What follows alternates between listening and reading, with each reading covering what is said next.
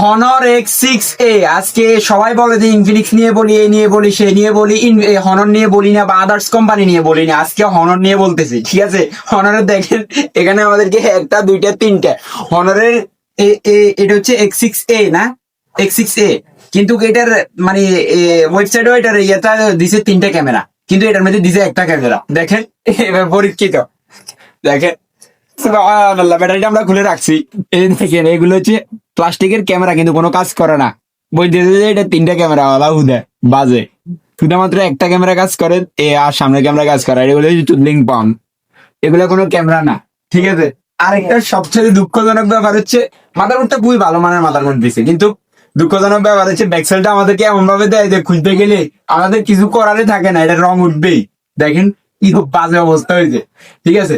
এটা রং উঠবেই, আমরা যত কিছু করি, মানে যত হিটে দিই বা যত সতর্কতা অবলম্বন করি, কাজ হয় না, রং উঠিয়ে।